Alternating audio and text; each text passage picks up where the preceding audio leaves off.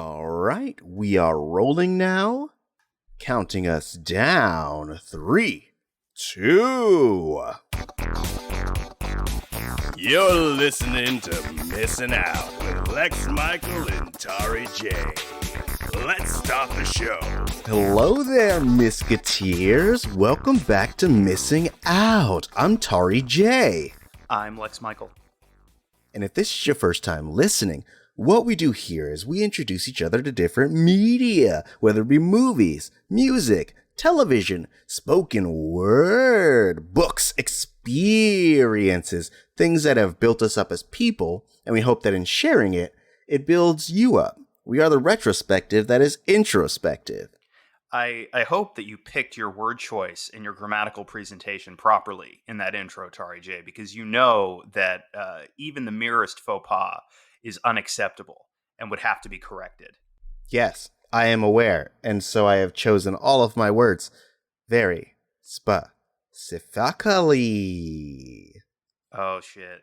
Oh, you done did it now. You pronounced a word in a fashion that is not the societally agreed upon pronunciation of that word, and I don't like it. So I'm going to hide in your closet with scissors until you find me. I will spend all week in there if I have to. We're all in quarantine, so like I don't know how often you're changing your clothes. I might be in there for a month, but I will be in there with scissors, waiting to smile and scissor stab you for your faux pas at the end of this.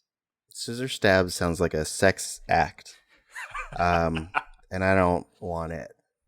I feel though, if it sounds like a sex act, I feel like it is perfectly in line then with the sensibility of the filmmaker whose work we are here today to discuss. That's true.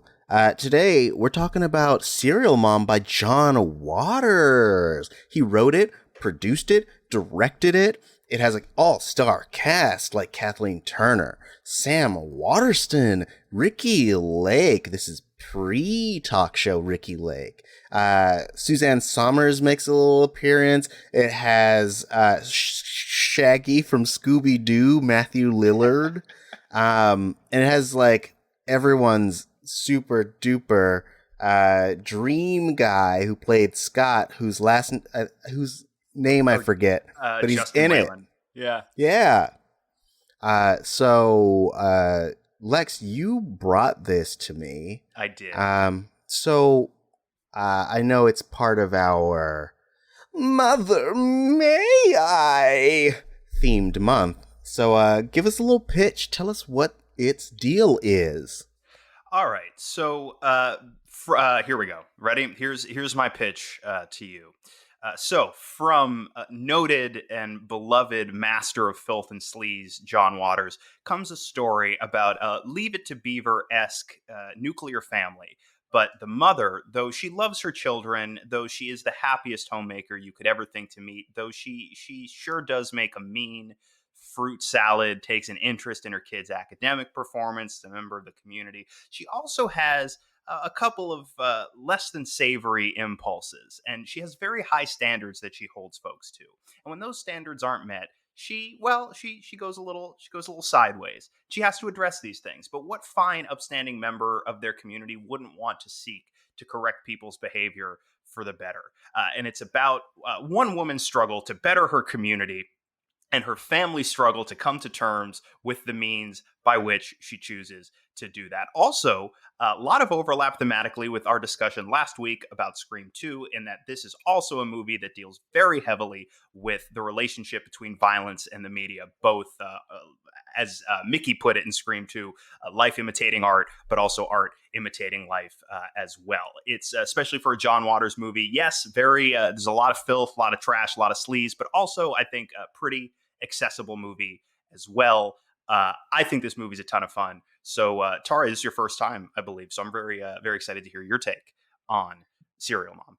You know what's interesting is I thought this was my first time seeing it, but I think I've seen either parts of it or I saw it when I was so young that I only remember the trial bit. So I only remember the third act.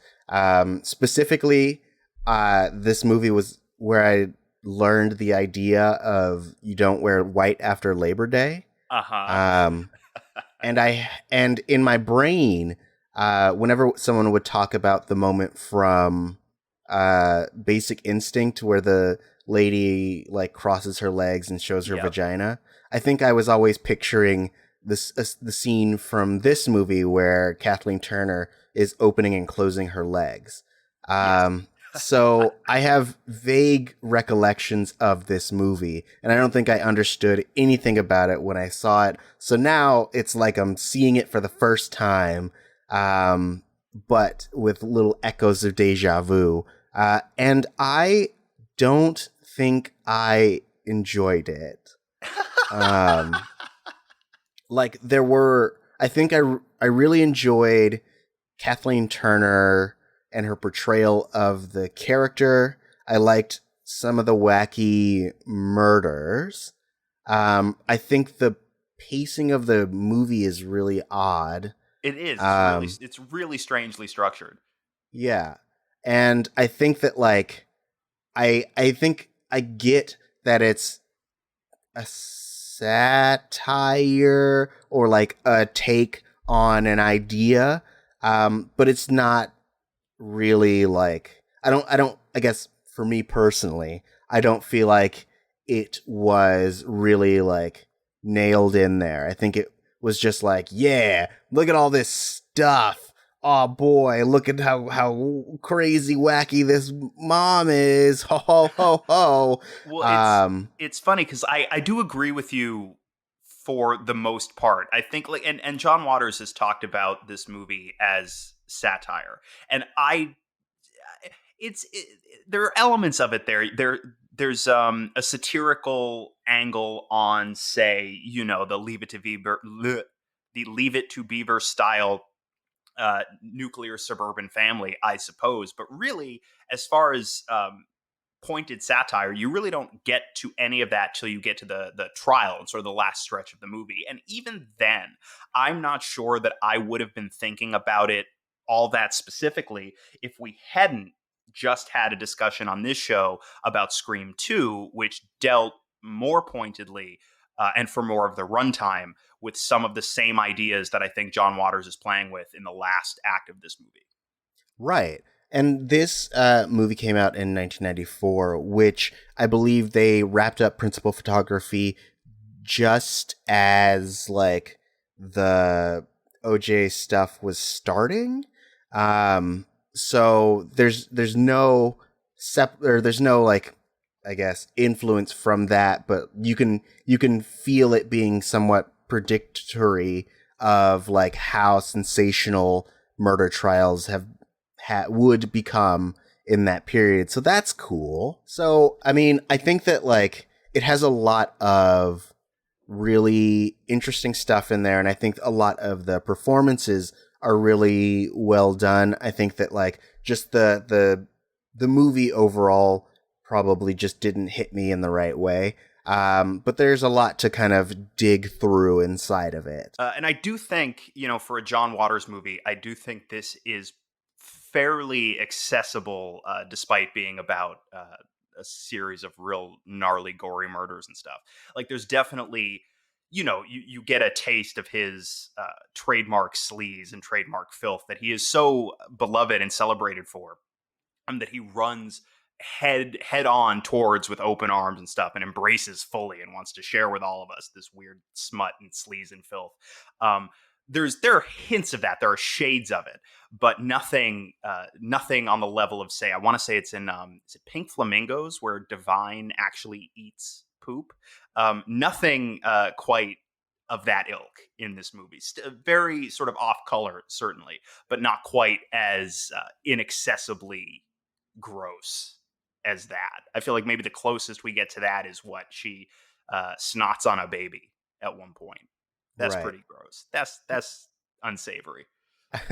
Okay, so you're kind of digging into what I was going to ask about next, which is this is my first John Waters movie.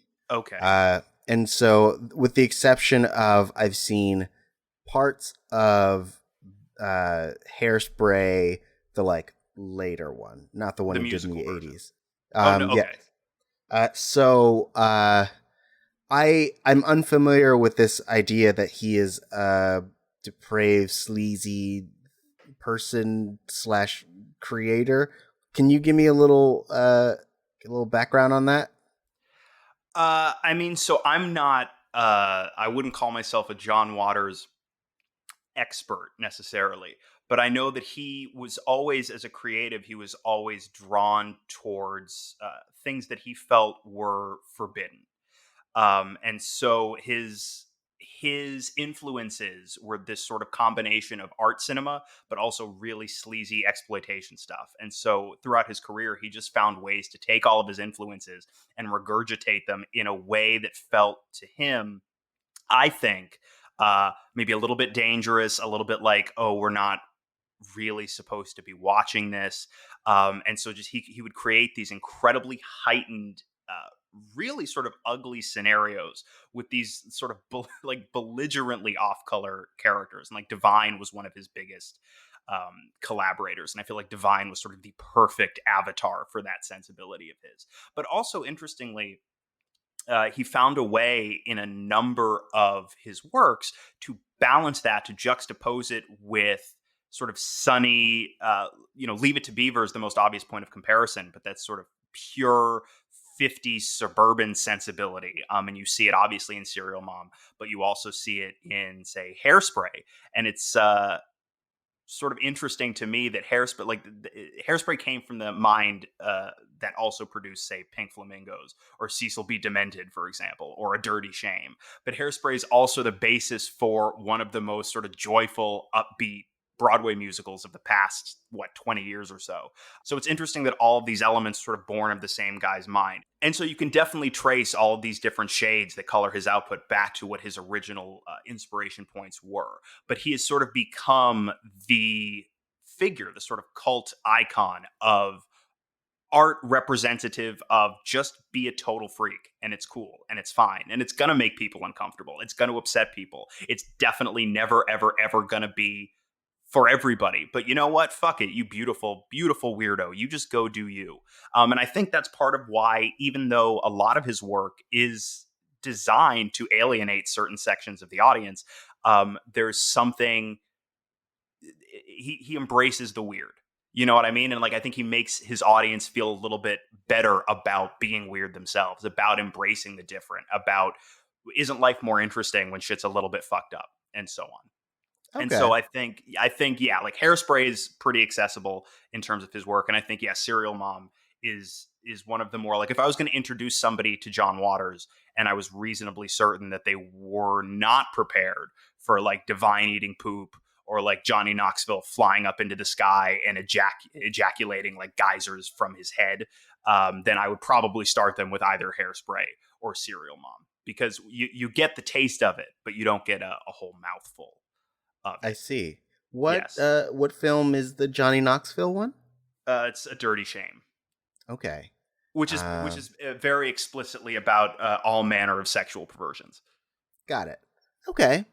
I feel like we can't really go too much further without spoiling things, so it's about time that we start putting down that spoiler wall. It's slowly lowering like a drawbridge heading into a castle. So it's slowly being put up. And so while that's happening, and while you're reaching for your dial on your, I don't know, phone or your iPad or your computer or your car, I'd like to remind you that something that helps us out is going to iTunes and leaving a rating or a review. That helps us get to the top of the charts, helps other people find us. As you know, the most potent form of marketing is word of mouth. And also, if you guys interact with us in different manner, we try to also give you guys shout outs here and there. These episodes also syndicate to YouTube, and we don't do a lot of YouTube comment reading, but I really liked this one that we got from a user named Music on our Scream 2 episode that just says, Here before 10 subscribers. Wish this was longer. Also, want to be friends. So I liked that. So I thought I'd read that here on the show. Thank you, music. Thank you for listening. Thank you for checking out our content. We're already friends. Just follow us on Twitter or Instagram, but probably Twitter because we don't use our Instagram. One day we will. That's what we're living for. We need to get to the other side of this pandemic so that we can start using our Instagram. That's the goal now. That's why we hang on. That's what we have to fight for. That's the real Infinity Saga. Totally. So, just like Infinity War, you're gonna have to wait for the next part until after this. And we are back. And you know what time it is. Now that the spoiler wall is down, it's time to bust a recap. See, as much as I like watching movies, I like even more when Tauri Jay describes them to me in detail. So Tauri Jay, what's the deal with Serial Mom? What happens in this thing? Ah, man, so much happens in this movie. I feel like I just got to hit the broad strokes because there's so many like little bitty details that I could just talk about all day. But if you're just coming into Serial Mom and you're like, I watched it so long ago, I was probably like 8 years old, don't remember what happened, here's your refresher. All right? So we have the Stuffins. I can't pronounce Sutphin. We have the Sutphins. And it's a mom, a dad, 2 kids. I'm sure that they also have a dog, a white picket fence. They're the archetype for the nuclear family. However, the mommy has a secret. Dat mommy likes to do prank calls. She likes to make Dottie feel like shit. And so these 2 detectives come by and are like, hey, she's been getting letters with profanities on them and prank calls. Like, you guys know anything about this? And they show it to the mom, and she's like, oh, this offends my sensibilities. It's the P word. Ooh, that's the non-clinical term for a female's vagina. And the detectives are like, all right, she seems fine or whatever. And then the younger detective is like, I'm going to fuck your daughter. And they're like, okay, goodbye, detectives. Please go away. And now we just kind of hang out with the mom who gives us, context why she's prank calling this woman. And it's because she sharked a fucking parking place from her, which I get. I have also had a parking space sharked for me and been like, you know what? I'm going to make your life miserable. But I'm gutless, so I never did it. But she had the balls to follow through, which I respect. But from this point on, we really start to get a descent into serial killer madness. You start to find out that the mom also has been reading a bunch of stuff about serial killer stuff. She has a little shrine. She keeps a binder about different serial killers. She has tapes from Ted Bundy. Like, she's all in on that super duper serial killer fandom. If serial killers were Star Wars, she'd be at Disney every week, bruh. And so then any little thing that bothers her, she decides it is the proper response to murder that person because she's ridding society of those who don't conform to the rules of society. So this woman, she doesn't recycle, so she's going to pin all her murders on that woman. Who else is she? Carl, who is too old for her daughter.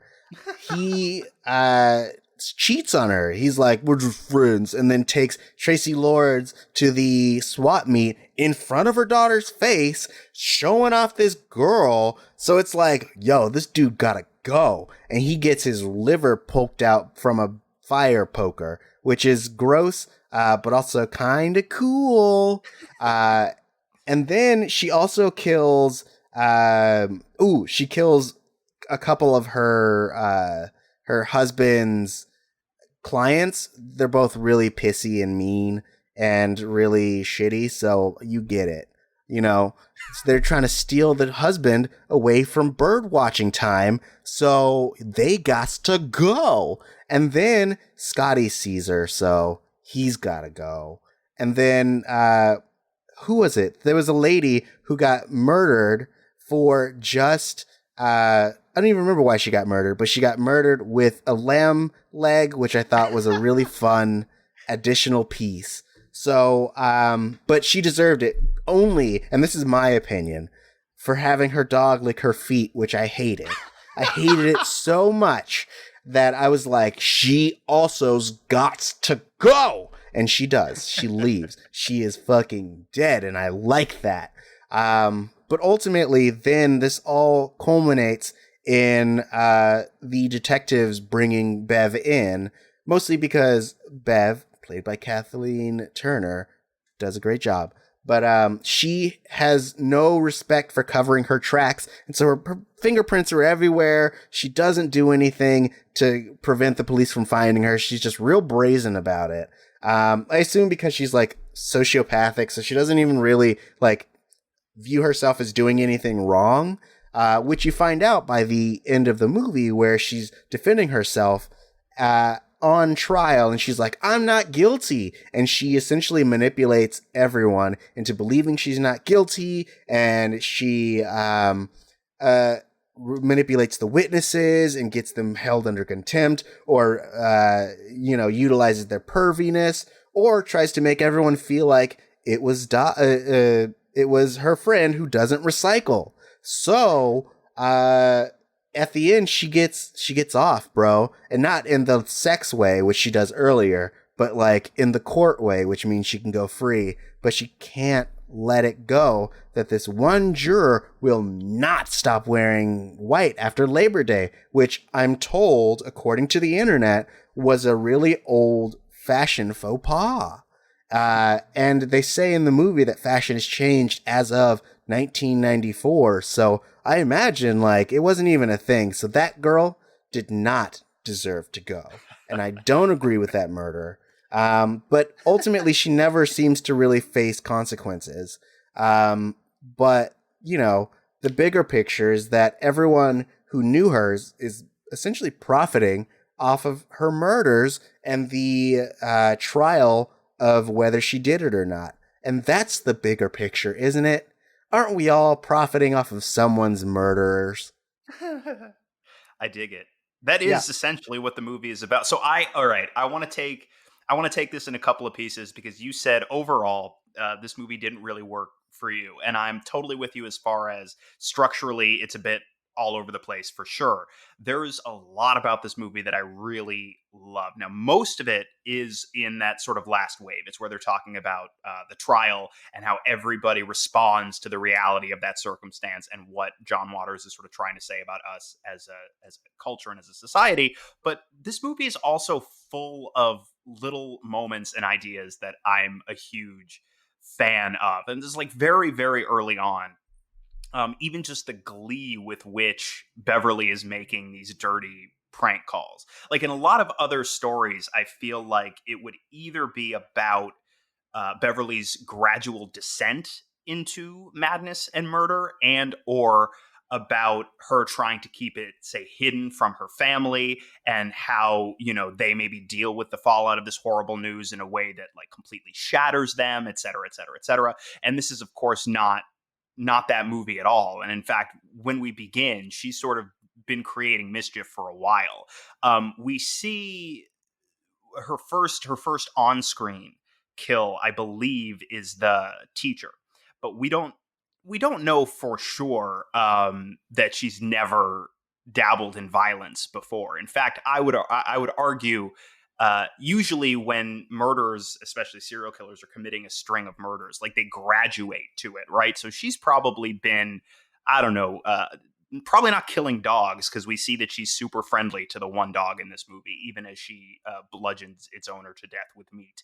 Right. Um, but she's probably been dabbling for a while. But I just like what a kick she gets out of driving this poor woman to using foul language and stuff like that. And I love what it says about the world that they are inhabiting, because it's a very upper class, but like elitist upper class white suburban existence, and that's sort of the baseline that you're working off of, and that's sort of the root, the fulcrum, if you will, of the satire, right? Because you were talking about how she never faces any consequences whatsoever for her actions, despite being very clearly guilty of them, and barely working to cover her tracks at all. And you got to think, well, that probably wouldn't be the case if she wasn't a very well-off white lady. And again, that sort of gets to one of the many things that I find fascinating about the last wave of this. But I want to, before we get to that, because I feel like to talk about the trial, which is sort of the biggest well of satire, I think, in the movie. And also, I want to talk a little bit about how it ties into our discussion from last week about Scream 2. I want to know what, I guess, are the bigger things for you that either didn't necessarily work, or even moments that maybe jumped out as stuff that actually did connect with you, if you've got any of them sort of off the top of your head. I think if I were to kind of list off a few of the things that didn't necessarily work for me, I mean, it's the top one is the pacing, and I think that like so underneath that would probably be the weird tonal dissonance of the movie itself. Like it jumps from being really like mad camp to being just like very not even like self-serious, but just like it seems like it is just like a straight up family film, and it jumps like so for an example, we have this dinner scene where everyone suspects Bev of being the murderer, and so we have them talking about that we have them kind of like subtly hinting that they might suspect, and Chip says that Scotty might suspect her, and so then it leads us to this really chase sequence where she is heading off and we think she's going to Scotty's, and then we go to the family who's chasing her, and then we have the cop who's also chasing her, and so it's like a bunch of different chases that are happening at once, and you're like, all right, cool, I get what's happening here. And she's like, oh man, look how cavalier I am. She turns up the radio and loses the cops. Cool, fine. And then we get, while this is happening, Scotty, I guess is his name, ramping up for a sweet masturbation sesh, right? And you're like, okay, I guess this is gonna lead to people finding him. Like, I get that that's happening. And so like that whole sequence, I feel like, is one tone. Whereas a lot of other parts of the movie are kind of just really I don't know, lower energy, just kind of like hanging out. So like an example of that being when we're in the swap meet, and like we know that we're gearing up for her to kill Carl, but before that happens, we're just kind of hanging out with people. We are at the swap meet. The Rosemary is like, oh man, I need a Fabergé egg. And then she's like, oh man, I guess I'm gonna cheat this guy out of $3 for this poker. Oh boy. And I'm like, get to the murder. Give me some more like madcap, like crazy goodness. But it like really peaks and valleys between really insane, out of this world stuff to like really almost too grounded moments, and it doesn't really flow well between those two things. I think is my biggest issue. I mean, I think conversely, as I said, like I really like all of the acting. Like I think that the dad who is Sam Waterston, Sam Waterston, he does a really good job of playing the kind of like the clueless dad character, just trying to keep everything together. Like I like how old fashioned he feels, Yes. because that's what they're going for, and I think that he does a really great job of doing that. And I like a lot of the little choices that Kathleen Turner does, especially like in the second chase scene when she passes her family as she's chasing Scotty, and she just like gives them a little kiss and a wave because she's just having a good time. I think those little things are really what make this movie work. I think also a lot of just kind of like the side characters are really interesting. Like the two garbage men who are also hate Rosemary because she doesn't recycle. They love to drink and they're on her side. They'll give her things to use in her trial and stuff like that. Like those two are weird, quirky characters. Well, they seem like they're practically complicit. Like there's a version of this movie where this scene could very easily be at home, where these two trash people are like her co-conspirators. Like every time she commits a murder, they basically kind of run in, grab the body, chuck it into the back of a garbage truck, and that's how she's able to keep her spree of terror going and stuff. Like they're so on board with the idea of this woman being killed.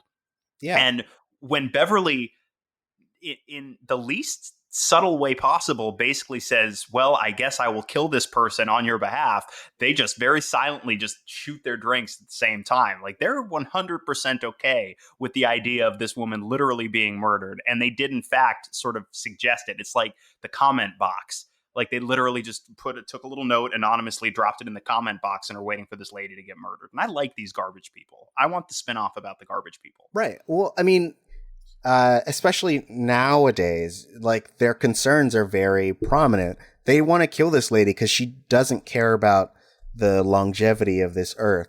And so like, you get it. I understand. But also like they specifically facilitated the one big problematic section of this movie, which was the, it's implied that they went through the detective's trash and gave Bev the I'm making quotes because this is all right, the transsexual themed magazine Yes. to expose his quote unquote depravities or whatever.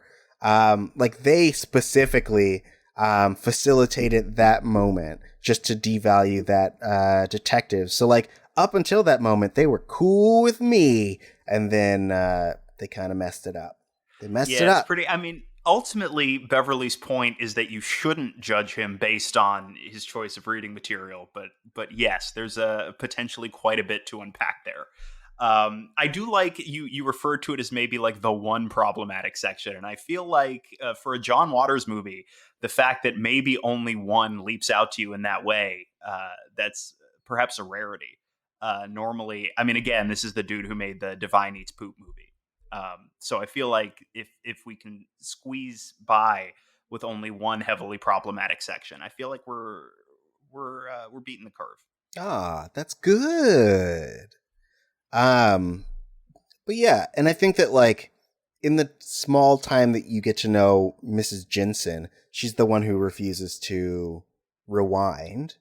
Mhm. Um, I think that her as a character, like you get her deal, you get why Bev wants to murder her, and they also just like keep building on. It's like in an improv scene where you endow someone with a specific feature, and then they just keep on hammering that and building on it and being like, oh nah, this person's the worst. I think that she did a really good job of portraying that as well. So like everyone in this is doing what the kids would say the most, and I appreciate that.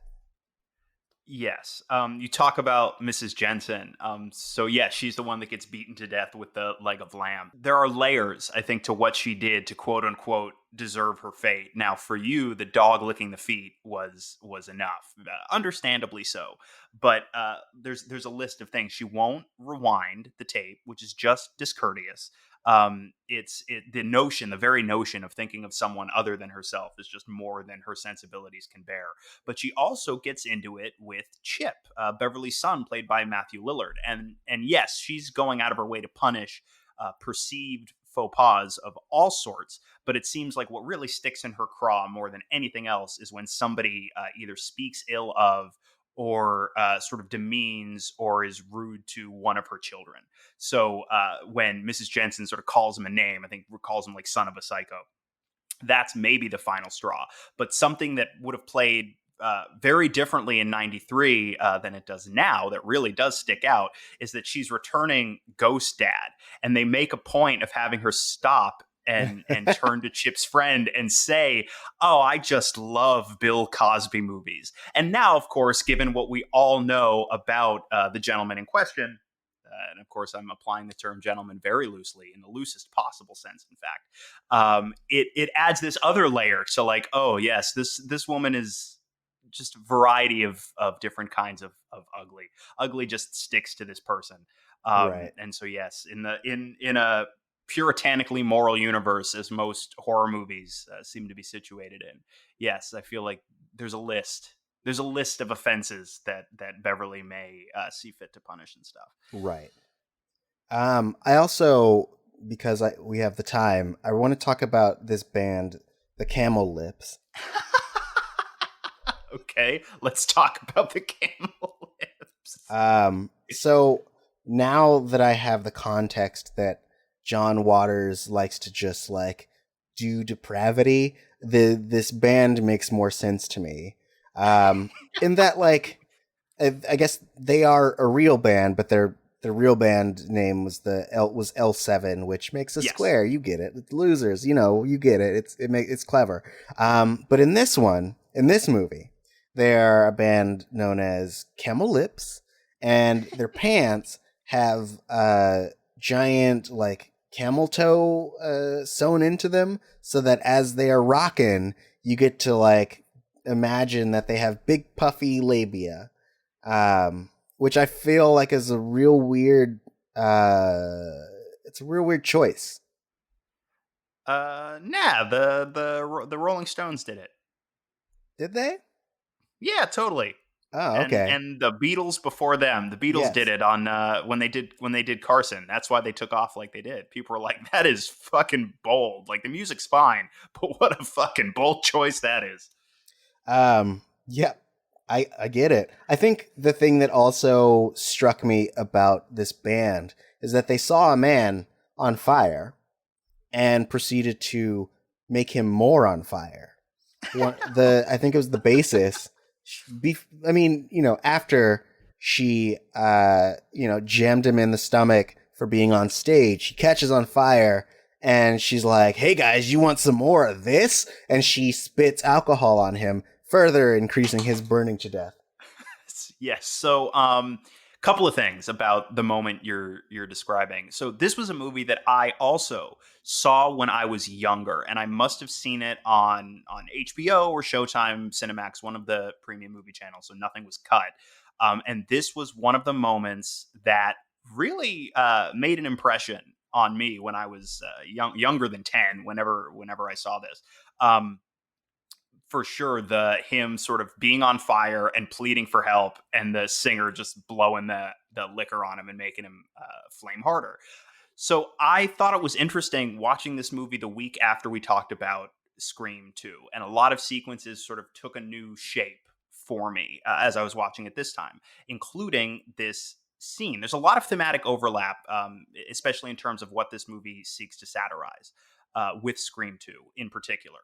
And this scene is very, very much like the opening scene of Scream 2, where you have Jada Pinkett being murdered in front of a large group of people who are there for like a rowdy entertainment event. And as this horrible murder is taking place right in front of them, they are so primed for aggression. They are so primed for, if not literal violence, then certainly the idea of violence. That as this awful murder is taking place right in front of them, they are just cheering for more, as if it's part of the show, as if, yes, this is what we are here to see. And it's something that Waters then follows through on in the third act of the movie, where you see how people start to respond to the trial. Mm-hmm. Again, like we'll talk about that in a minute. A lot of overlap with Scream 2 in that last section of the movie. But I thought that was a really it's an interesting and deeply upsetting scene for a number of reasons. One, it's upsetting to see Justin Whalen get set on fire and die while he screams for help. And not only does nobody help him, they make it worse. But it's also it's interesting to take a look at that scene and consider what is being said about us and the way that we seek entertainment, the kinds of entertainment that we seek, and raises the question without definitively answering that question, without picking a side, sort of raises the question of how much, to what degree, should we hold the media responsible for our relationship with real life violence? And I do think John Waters sort of has it both ways, insofar as, like, we know Chip is great. He's a good student. He participates in class discussions, but he's constantly drawing these weird, sort of depraved, violent cartoons. But ultimately, even though he does seek to profit off of carnage towards the end of this movie, generally speaking, a fairly well-adjusted person. It's not like the sort of violent media that he consumes is driving him towards genuine violence. Whereas his mother, Beverly, there's that scene where she asks Chip, like after his friends go home, oh, can you put the scene back on where this dude rips out some lady's heart?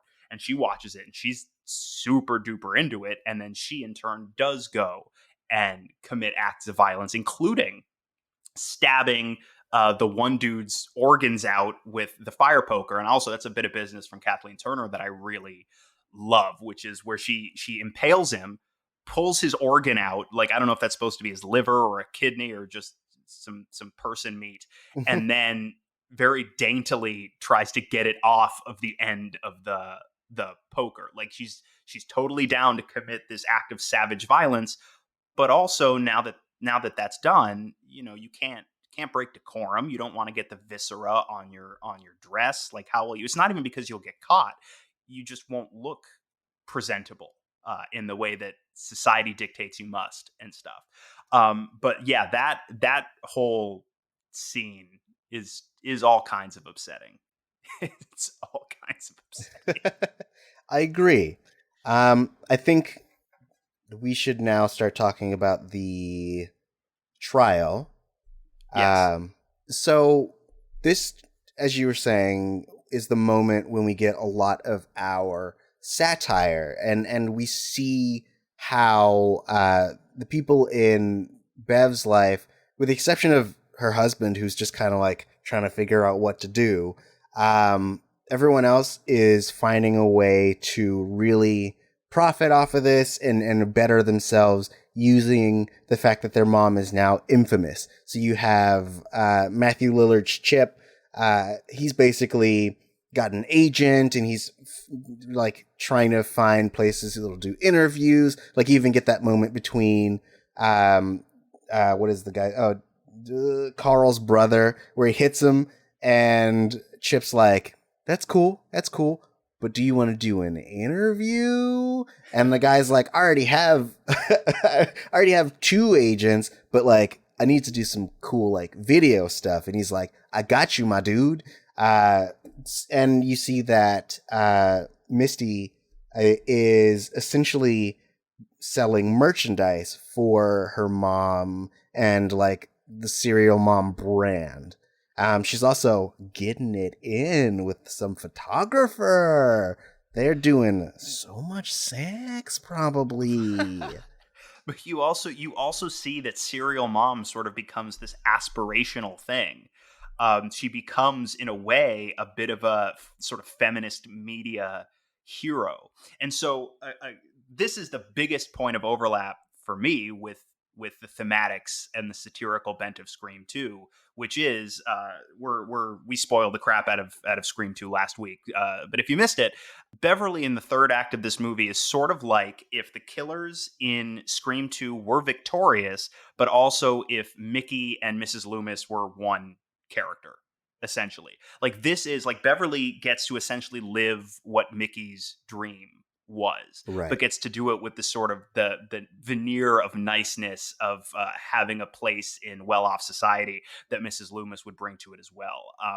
And it's sort of interesting. It's really interesting for me to watch these two movies um, back to back, because this really does play almost like the alt universe version of the ending of that movie, except that, yeah, in this case, yes, they're one person, but also sort of like the Mickey figure gets everything that he ever could have wanted and more. Like, Beverly really does become a celebrity.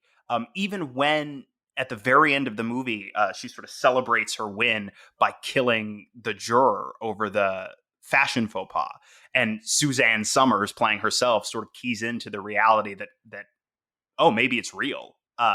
You kind of get the impression that it's not gonna matter. You know what I mean? Like, the serial mom movement is sort of bigger than she is now. Even if they put her back in jail, like, she's probably gonna figure out a way to do all right for herself. And now, because the media has found a way to sort of propagate this and turn it into money, like, her family is going to continue to be fine. You know what I mean? Like, serial mom is basically a brand now in this world. Like, she's ultimately victorious. And then on top of that, she's so great at gaslighting the hell out of everybody. Like you were talking about earlier, she effectively, working as her own counsel, just systematically discredits every single person that is there to testify against her. And like you, much of this much of this business is what I remembered most from seeing this movie years and years and years ago.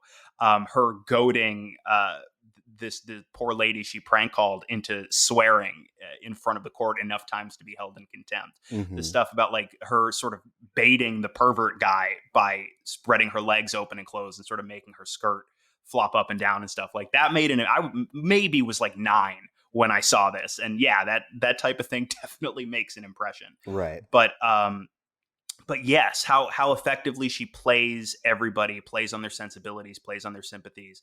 And then, yeah, the way she and her entire family game the media. This is also around, like, true crime had obviously been a thing in media before this, but it was becoming a phenomenon in a way that hadn't really existed before. And it wasn't too long after this, right, that like the OJ trial happened. And it's sort of like, reality really sort of bore John Waters out on pretty much everything that he was playing with, especially in the third act of this movie. Also, wanted to real quick talk about the juror that she kills at the end. So this was probably where I first heard about the wearing white after Labor Day thing, uh, as well. Yeah. And so, do you know, like, apparently, and I had forgotten what the deal was. Like, I knew it was a thing, but I'd forgotten what the whole thing was about until after I rewatched this movie, decided to go look it up. And apparently, all it is that white was sort of considered vacation clothing, like summer vacation clothing for the sort of wealthy elite who could afford to vacation for months at a time on their additional properties and stuff like that. And so when vacation season is over, you are not supposed to dress in a manner that denotes leisure all the time. So it was considered a big fashion faux pas, but it was basically a totally arbitrary rule. This is my understanding. A totally arbitrary rule, essentially designed to weed out the have-nots from the haves. Because if you're a have, you'll know this rule. It's like, if you know not to wear white after Labor Day, well, then you know the club rules, so maybe you belong at this table.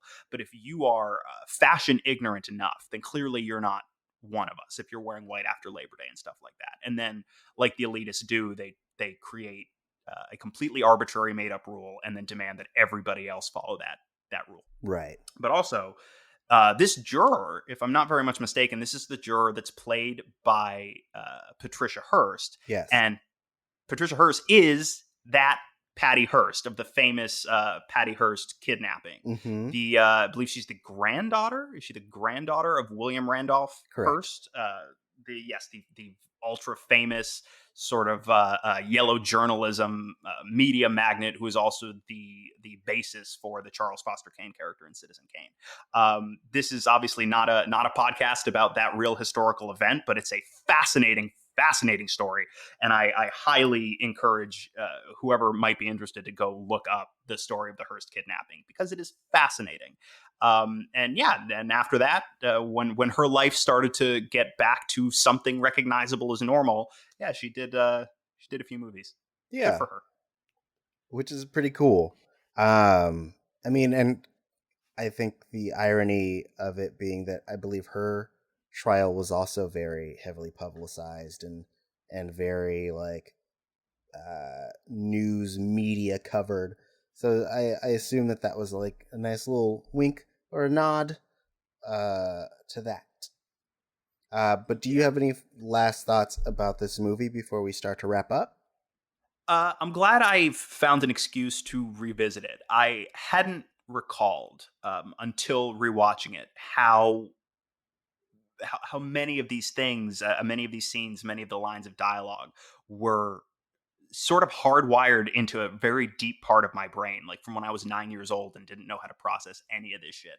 I think Kathleen Turner is brilliant in this movie, and she was the name, she was the get for John Waters. It was her signing on that actually got the movie greenlit in the first place, and I feel like this is just such a dream part for her. Like Kathleen Turner feels like as an actress, she's genetically engineered to play a character just like this. Big smile, white picket fence, happy homemaker, but also on a dime can turn and be real dark and real sinister without breaking the big smile, you know? Mm-hmm. I think the rest of the cast is great. I think it does have a lot on its mind as far as media, our relationship with media, our relationship with violence, how we sort of glorify and make celebrities out of people who commit these monstrous acts. Um, and I sort of like the tone, and I think some of the stuff that I like is some of the same stuff that sort of turns you off about it because I agree there is a lot going on tonally in this thing, and a lot of the elements seem as though they're a bit at odds with each other. But for me, I feel like it feels like Waters taking these disparate tones, putting them in a blender, and creating a new sort of like a muddy juice out of these disparate parts. And to me, it ends up feeling like one tone. It's a multifaceted tone, I guess you could say, but it ends up feeling like one tone. And knowing John Waters and knowing kind of the types of movies he makes, I feel pretty comfortable looking at this movie going, yeah, this is all on purpose. Like for better or worse, your mileage may vary, of course. To me, it's like, oh, this is clearly all on purpose. And I love, I think one of my favorite things about John Waters, maybe my favorite thing about John Waters, is that that's his whole deal, whether it's leaning a little bit more in the direction of being wholesome and relatable, or it's leaning aggressively in the direction of being really gross and sleazy and alienating. He's very much just like, look, like this is what fascinates me. This is what I find interesting. This is what I find uh, in a way sort of relatable, either intellectually or emotionally, or maybe from my lived experience, although given a lot of the content in his movies, hopefully not from his own lived experience. But he just sort of puts it right out there. And it's like, look, take it or leave it. This is a pure expression of my psyche. This is just what's going on in my brain. And here it is. If you like it, great. If you don't, go fuck yourself. And I appreciate that. And we don't, because we don't get, I feel like we get less and less of that all the time. And I love that, even if John Waters isn't making movies as frequently as he used to, I love that the dude is still out there reminding us that it's, as long as you're not actually hurting people, it's not only okay to just be the total weirdo freak that you are, but it's important. You know what I mean? Like if you don't give yourself room to be that weirdo, nobody's going to create that space for you. Mm-hmm. So I really appreciate that about John Waters, the guy, and also about his work. And he's also the dude. He got memed a little while ago because he's a hardcore bibliophile. Like, dude loves books, and the meme was something to the effect of like, if you go home with somebody at the end of the night and they don't have any books, don't fuck them. That's John Waters. And I love him for that as well, because he's right. So I guess before we sign off, I guess I want to get your final thoughts as somebody who clearly found things to appreciate about this movie, but was maybe not quite as taken with it as I am. I guess if you had to tie it all up in a bow, how would you do that? I mean, I feel like I've kind of expressed my overarching thoughts. I think that I recommend people watch it, at least for the performances. I recommend that people kind of take in, especially when you were talking about this idea of having kind of a first foray into John Waters' material. I think that this probably is, based on your descriptions, a really good place to start. So I think that it has that going for it. Yeah, I think all of those things. I don't know if I will come back to it, but I do like the things that I remember from it, and I like that I got to re-experience them with a better context, which is wholly what the show is about. So I love that it's on brand, baby. The one last thing I guess I do want to hit explicitly, and it really is sort of the cherry on top. It's sort of what ties all of the things thematically together that he's satirizing. Obviously, Beverly is the matriarch of the most sort of Leave It to Beaver style family that you could think of. I mean, that's sort of exactly what they're sort of drawn in the mold of. And I love that when her whole family, this very Leave It to Beaver style clan, when they find out that mom is a serial killer, not only does it not break them as people, not only does it not break up the family, but in fact, they pretty much all try to figure out how to cash in. Like the dad, not quite as much, but the kids are so game immediately to cash in on the notoriety of their serial killer mother. And I feel like that is a fairly scathing indictment of Americans and the American family. And I feel inclined to applaud him for that. Good job, John. You did it. Would you say that they were asking, Mother, may I make some money? I did it. I found a way to do it, and I did it. Cool. All right. Thanks, guys, for joining us on Missing Out. Lex, Michael, where can people find you? I'm on Twitter and Instagram at the Lex Michael. Awesome. And you can find me at Tauri Jay, TAURIJAY. But most importantly, you could find this podcast on Twitter at Missing Outcast. That's MISSINGOUTCAST. Speaking of Twitter, we got a suggestion for our Mother May I month, and so we decided to call an audible, and we are going to be doing Cherry Falls, a movie from 2000 starring Brittany Murphy. This was a suggestion by Lisa_McNapp on Twitter, and I'm looking forward to checking it out. Apparently, the killer has a super legit reason that they're doing what they're doing. So I'm so down. Also, if you guys have suggestions for monthly themes for months coming up, that could be June, July, August, September. You know how months work. You can let us know. Same place, same time, Missing Outcast, MISSINGOUTCAST, and we will try to make things happen.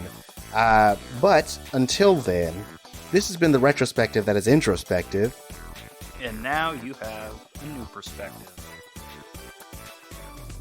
Get in the car, losers. We're going to the Camel Lips show. Aw, yeah.